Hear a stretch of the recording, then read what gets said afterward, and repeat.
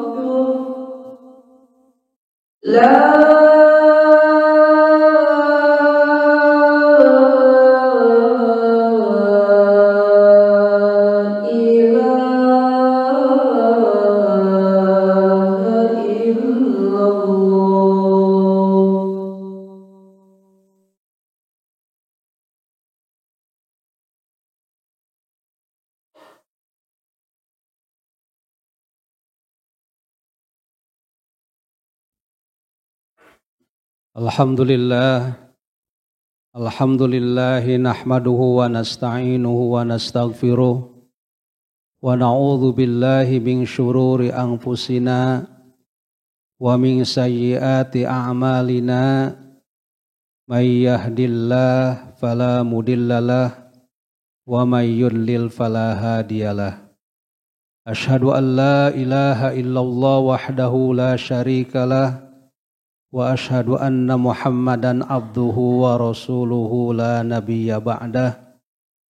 Allahumma fashalli wa sallim wa barik ala sayyidina Muhammadin wa ala alihi wa sahbihil kiramil bararah wa sallama tasliman katsira. Amma ba'du, faya ibadallah, usi nafsi wa iyyakum bitaqwallahi wa ta'atihi faqad fazal muttaqun.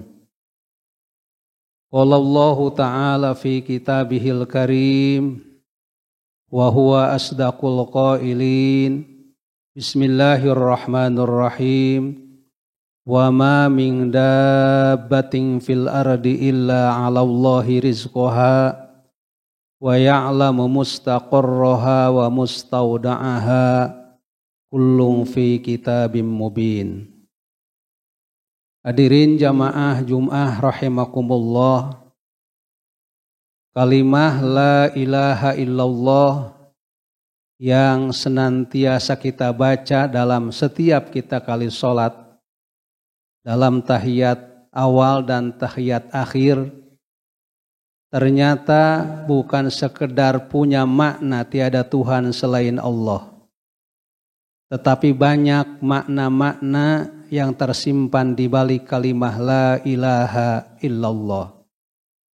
Para ulama memberikan makna-makna kalimah la ilaha illallah, di antaranya la ilaha illallah itu punya makna la ma'buda illallah. Tidak ada zat yang pantas diibadahi kecuali Allah Subhanahu wa ta'ala.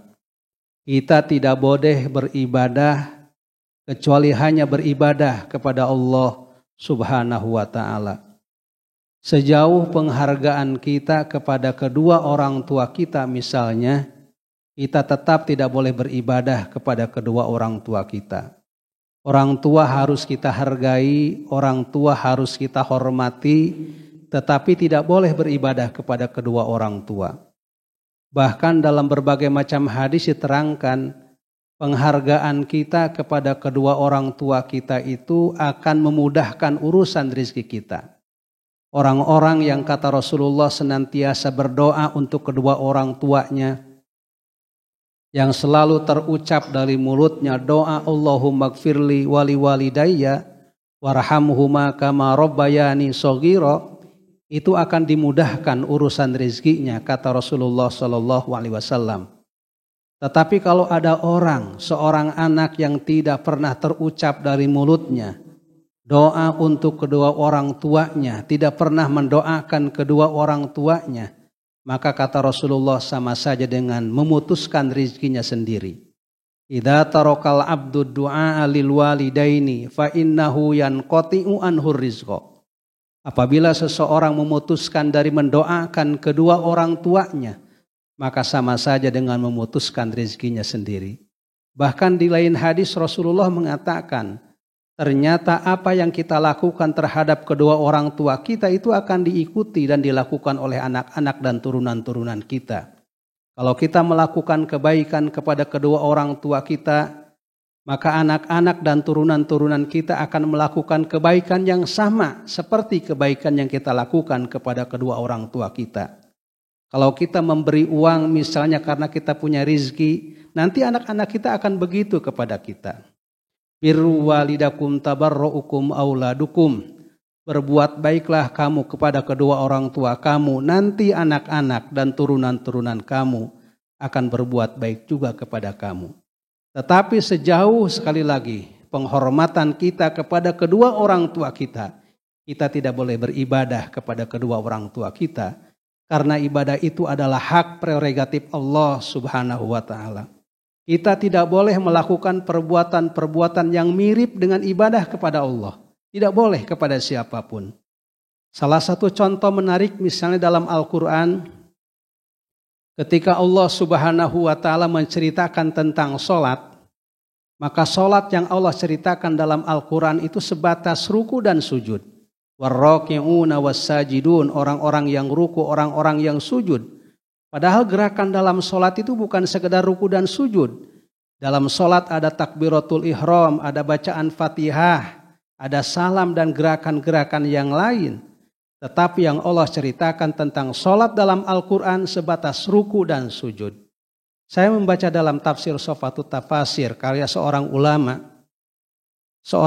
besar. Beliau mengatakan rahasia kenapa Allah mengatakan sholat hanya sebatas ruku dan sujud dalam Al-Quran, karena sujud dan ruku itu hanya hak prerogatif Allah, tidak boleh dilakukan ruku dan sujud itu kepada selain Allah Subhanahu wa ta'ala. Maka saya ingin memberikan sebuah analisa saja. Barangkali yang hadir di sini punya pendapat yang sama. Kalau seseorang sudah melakukan akdun nikah misalnya, kemudian sungkem kepada kedua orang tuanya, apalagi sampai sujud kepada orang tuanya, tidakkah sungkem dan sujud itu menyerupai ruku dan sujud seperti ruku kita dan sujud kita kepada Allah Subhanahu wa ta'ala? Sungkem dan sujud kepada orang tua itu maksudnya hormat, takdim kepada kedua orang tua kita. Tetapi takdim dan menghormati orang tua itu banyak cara dan perbuatan yang bisa kita lakukan. Kita bisa cium tangan, bisa cium pipi kiri dan kanan. Kita bisa memberikan sesuatu kalau kita punya milik kepada kedua orang tua kita. Kita kalau ngobrol dengan orang tua kita jangan menggunakan suara yang lebih keras daripada suara kedua orang tua kita. Banyak cara yang bisa kita lakukan sebagai bentuk penghormatan dan takdim kita kepada orang tua kita.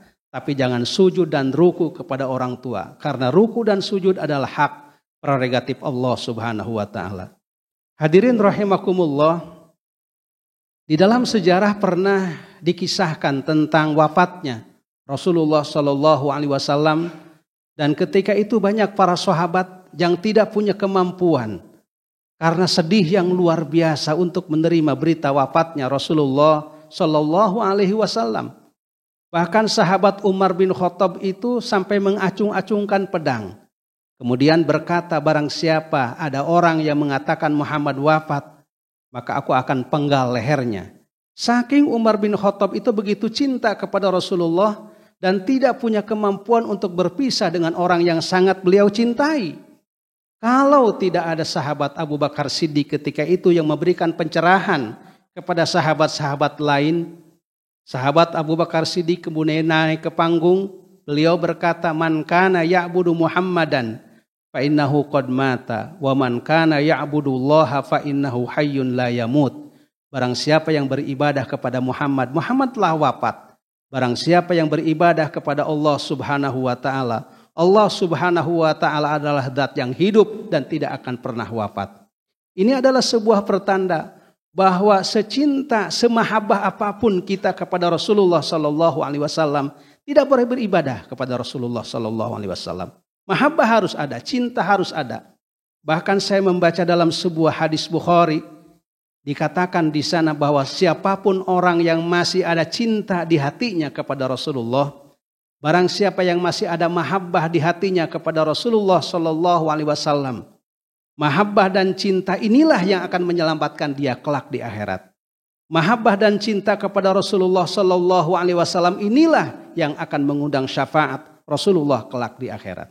Tetapi sekali lagi, semahabbah apapun kita kepada Rasulullah, kita tidak boleh beribadah, tidak boleh kultus kepada selain Allah Subhanahu wa ta'ala. Kultus itu kepada Allah, kultus itu kepada nilai, bukan kepada orang.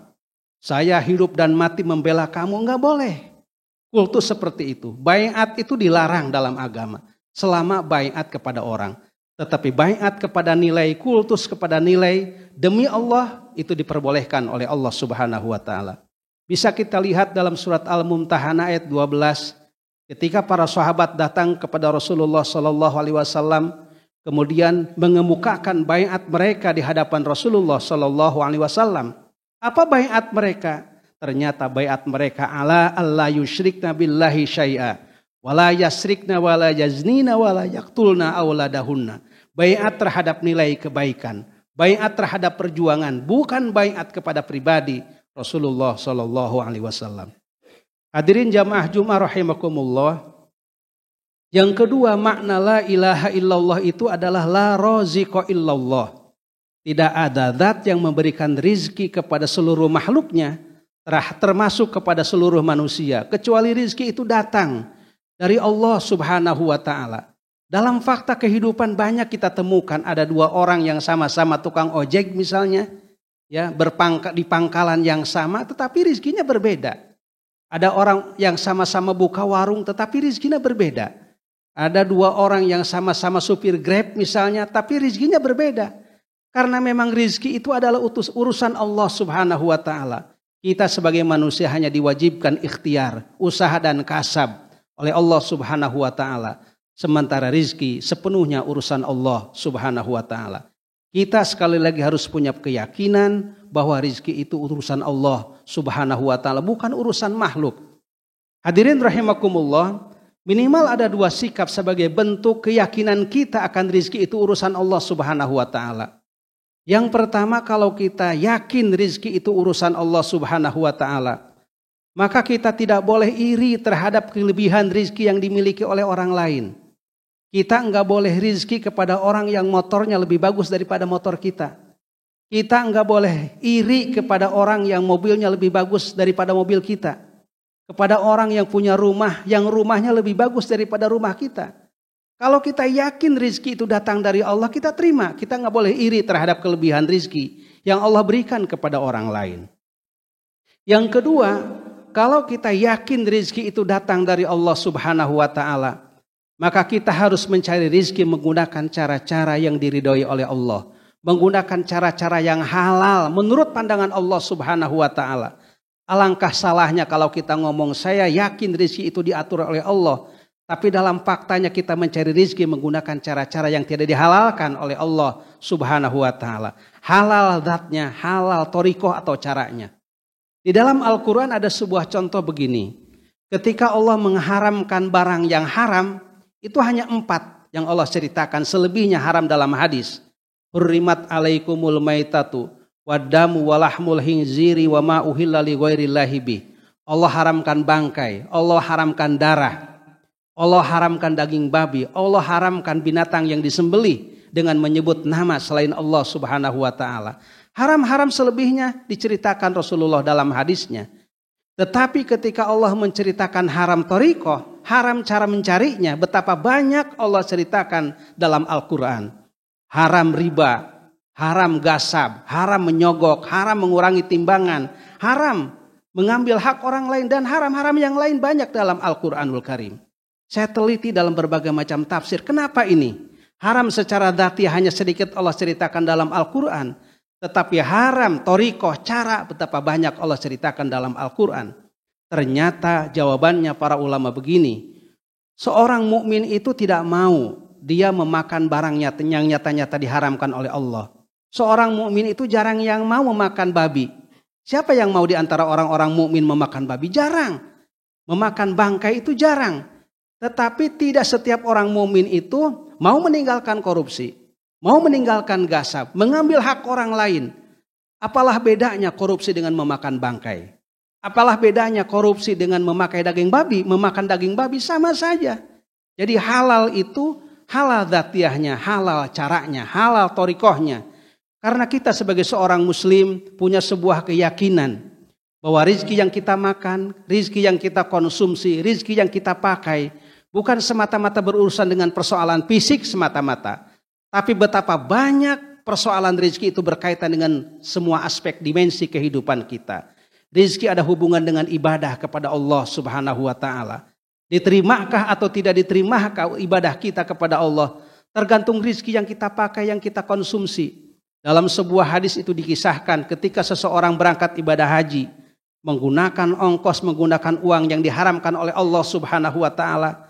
Kemudian orang yang melakukan ibadah haji itu di tanah suci mengucapkan talbiyah labbaik Allahumma labbaik. Kemudian malaikat di atas menjawab la labbaik wala sa'daik, tidak ada labbaik dan sa'daik buat kamu orang yang melakukan ibadah haji menggunakan uang yang diharamkan oleh Allah subhanahu wa ta'ala. Rizki ada hubungan dengan doa. Doa kita didengar atau tidak didengar oleh Allah subhanahu wa ta'ala tergantung rizki yang kita makan. Tergantung rizki yang kita pakai.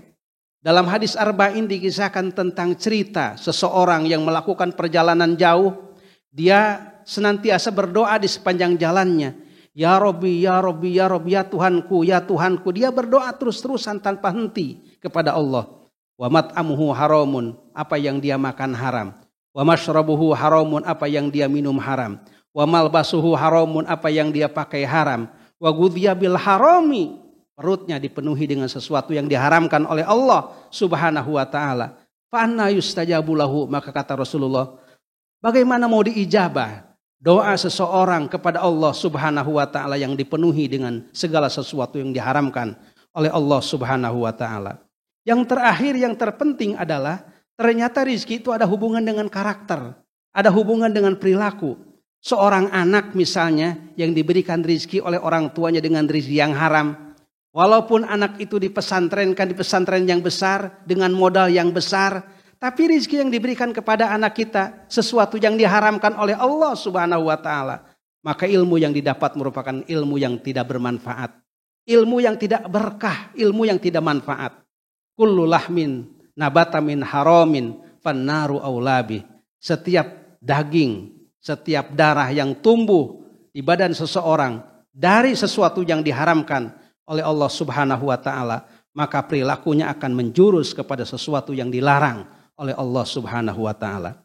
Hadirin rahimakumullah, yang terakhir, la ilaha illallah itu maknanya adalah la kasyifa illallah. La kasyifa illallah itu tidak ada yang punya kemampuan membuka setiap masalah kecuali Allah. Tidak ada yang punya kemampuan memberikan karunia kecuali Allah Subhanahu wa taala. Artinya, setiap kita punya masalah, setiap kita punya problematika di dalam kehidupan ini, awalnya kita harus meminta pertolongan kepada Allah Subhanahu wa taala. Tidak meminta pertolongan terlebih dahulu kepada makhluk, apalagi meminta pertolongan kepada orang-orang yang salah. Punya masalah datang ke dukun, punya masalah datang ke paranormal. Bukan selesai masalah itu, maka akan bertambah masalah yang kita hadapi. Inilah barangkali yang akan mengundang musibah dari Allah Subhanahu wa taala. Karena sudah betapa banyak orang-orang yang datang mempercayai dukun, mempercayai paranormal. Padahal nyata-nyata dilarang oleh Allah Subhanahu wa taala, datang ke dukun itu dilarang oleh Allah Subhanahu wa taala. Man ata kahinan faqad kafara bima nuzila Muhammadin sallallahu alaihi wasallam. Barang siapa yang datang ke dukun, maka sama saja dia kufur terhadap apa yang diturunkan kepada Nabi Muhammad sallallahu alaihi wasallam. Dalam sebuah hadis Arba'in nomor 19, Rasulullah sallallahu alaihi wasallam pernah berkata kepada sahabat kecil beliau namanya Abdullah, "Ya gulamu, wahai gulam, wahai anak." Inilah dakwah yang dilakukan oleh Rasulullah. Ternyata dakwah Rasul itu bukan sekedar sasarannya kepada orang tua, tapi juga dakwah Rasulullah kepada anak-anak kecil. Makanya kita memberikan pelajaran ngaji, iqra dan lain sebagainya kepada anak kecil. Jangan malu, karena itu telah dicontohkan oleh Rasulullah Shallallahu Alaihi Wasallam. Inni u'allimuka kalimatin. Aku akan mengajarkan kepada engkau kalimah kebaikan. Yang pertama kata Rasulullah, ihfadillah yahfadka. Jagalah Allah, nanti engkau akan dijaga oleh Allah Subhanahu wa taala. Jagalah Allah itu, jaga perintahnya, jauhi larangannya. Nanti engkau akan dijaga oleh Allah Subhanahu wa taala. Ta'arraf ilallah firraha ya'rifka fisiddah. Nasihat kedua, ingatlah kepada Allah ketika kamu dalam kondisi puncak. Nanti kamu dalam kondisi miskin akan dijaga oleh Allah Subhanahu wa taala. Idza sa'alta fas'alillah. Apabila kamu meminta, mintalah kepada Allah. Wa idza sta'anta, dan apabila kamu memohon pertolongan, fasta'in billah, memohon pertolonganlah kepada Allah Subhanahu wa taala. Kita berharap dan berdoa kepada Allah Subhanahu wa taala. Senantiasa Allah memberikan kekuatan kepada kita, kekuatan iman, kekuatan keistiqomahan untuk senantiasa bisa melaksanakan perintah-perintah Allah Subhanahu wa taala semampu mungkin, dan bisa melaksanakan meninggalkan larangan-larangan Allah Subhanahu wa taala. Barakallahu li wa lakum bil ayati wa dzikril hakim. Wa taqabbala minni wa minkum tilawatahu innahu was-samiul alim. Wa qur rabbighfir warham wa anta arhamur rahimin.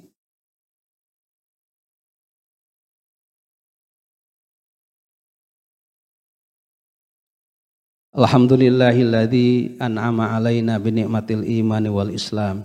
Asyhadu an la ilaha illallah wahdahu la syarikalah wa asyhadu anna Muhammadan abduhu wa rasuluhu la nabiyya ba'dah. Allahumma shalli wa sallim ala sayidina Muhammad wa ala ali sayidina Muhammad. Wa ya ibadallah usi nafsi wa iyyakum bi taqwallahi wa ta'atihi faqad fazal muttaqun. Innallaha wa malaikatahu yusholluna 'alan nabi ya ayyuhalladzina amanu shallu 'alaihi wa sallimu taslima.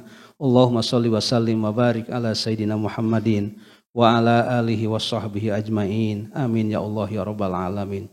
Allahumma ighfir lil muslimina wal muslimat wal mu'minina wal mu'minat al ahya'i minhum wal amwat innaka sami'un qaribun mujibu da'awat wa ya qadiyal hajat. Rabbana ighfir lana wa li ikhwanina alladhina sabaquna bil iman wa la taj'al fi qulubina ghillan lil ladzina amanu rabbana innaka ra'ufur rahim. Rabbana dhalamna anfusana wa illam taghfir lana wa tarhamna lanakunanna minal khasirin. Rabbana la tuzigh qulubana ba'da idh hadaitana wa hab lana min ladunka rahmatan innaka antal wahhab. Rabbana atina fid dunya hasanah wa fil akhirati hasanah wa qina adzabannar. Walhamdulillahi rabbil alamin. Aqimis shalah. Allahu akbar.